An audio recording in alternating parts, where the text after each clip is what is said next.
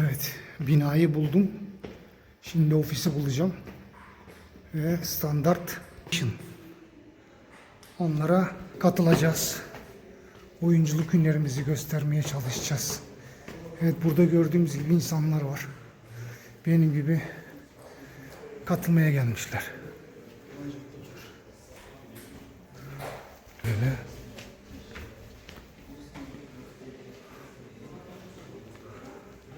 Hadi bakalım. Şimdilik videoyu kapatayım. Evet, şimdi dilden dolayı bana dil probleminden dolayı, yani Kazakçam aksentli olduğu için anket doldurdular. Ondan sonra bir resim çektiler. Audition almadılar. Audition almamalarının nedeni dil. Şimdi bakalım. Katıldım. Bu dil problemisinin sorununu çözmem lazım. Onu çözersem büyük ihtimal bayağı bir şeyler çözeceğini düşünüyorum. Rahmet, aşağısız mı? Şimdi bakalım. Yüzeysel bir katılım oldu. İstediğim gibi geçmedi. Sadece anket doldurdum. Yani adım, soyadım, bilgilerim. Audition almadım. Audition alsaydım daha iyiydi. Kendimi gösterebilirdim. O olmadı. Bakalım, hayırlısı. Ne diyelim. Ama söyledim. Nerede oynadım, ne yaptığımı söyledim. Hayırlısı.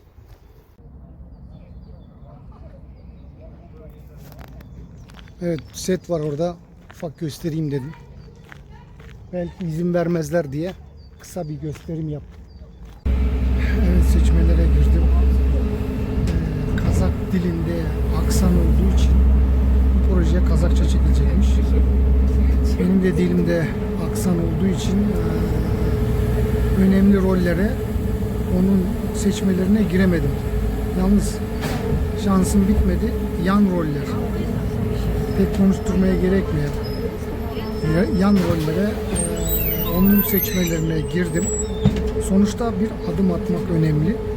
Adımımızı attık. Yavaş yavaş dildeki o problemi de çözüp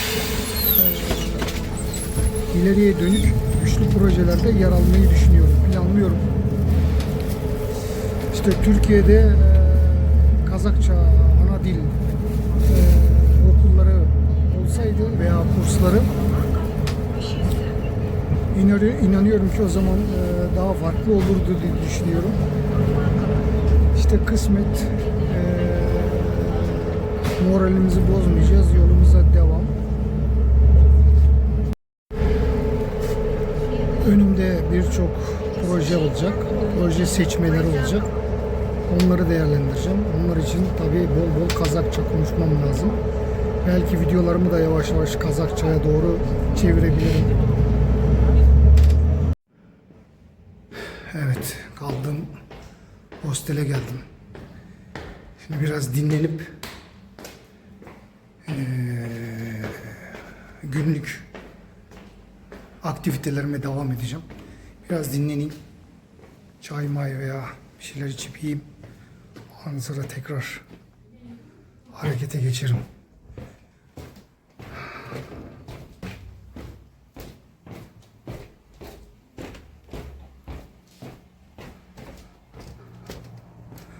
Evet, durum analizi yapalım. İlk başta söylediğim gibi ana kast, yani ana karakterlere girmemin şu an imkanı yok. Neden? Dil konusunda problem var. Dilimde aksan varmış. Ama ne oldu? Her şey bitmedi. Yan roller. Yan rollere, kastına, audition'ına girdim. Şimdi süreç şöyle işleyecek. Benim bilgilerimi aldılar. Yönetmen yardımcısına gösterecekler. Yönetmen veya yardımcısı beğenirse beni tekrar çağıracaklar. Bana uygun görmüş oldukları yan rolü tebliğ edecekler. Ben de o yan rolü yönetmenin yardımcısının önünde oynayacağım. Ondan sonra süreç böyle ilerleyecek. Tabii bu bir hafta 10 günü bulur. Bu zaman zarfında Biz de günlük işlerimize, günlük koşturmalarımıza devam edeceğiz. Durum böyle. Türkiye'de de aynıydı.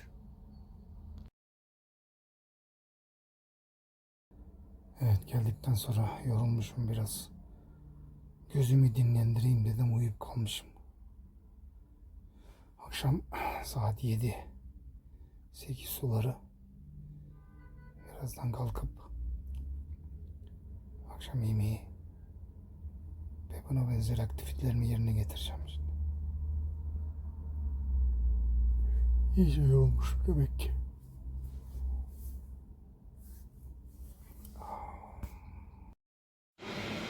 Evet, akşam yemeğini yiyoruz.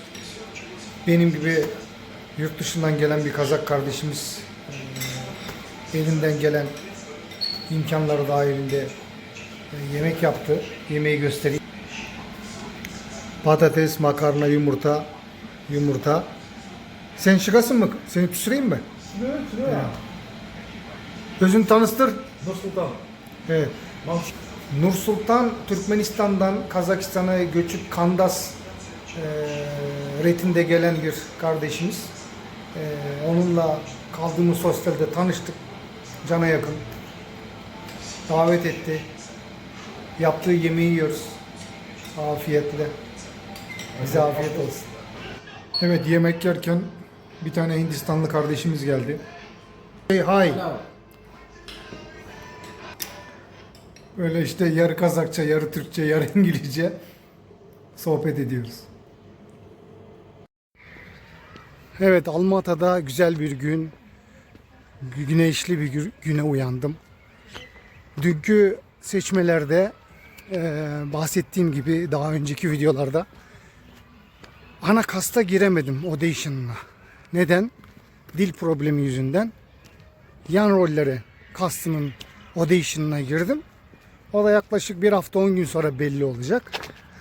Olursa çağıracaklar beni. Olmazsa YouTube'a devam edeceğiz. Bu arada Almata'yı, Kazakistan'ı size tanıtmak istiyorum. Böyle videoları çekip devam edeceğim. Bugünlük bu kadar. Diğer bölümde görüşmek üzere. Başka bir konuda, başka bir hikayede görüşmek üzere. Hepinize Kazakistan'ın Almatı şehrinden sevgiler, saygılar. Görüşürüz.